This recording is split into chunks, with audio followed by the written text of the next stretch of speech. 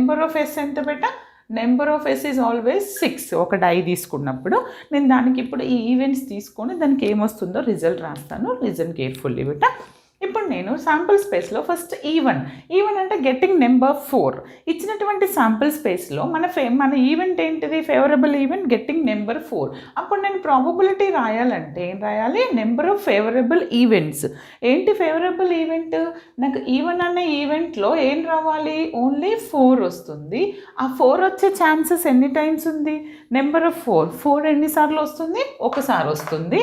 Okay, అంటే favourable events divided by total number of S అంటే ఎంత? ఇది నాకు 1/6.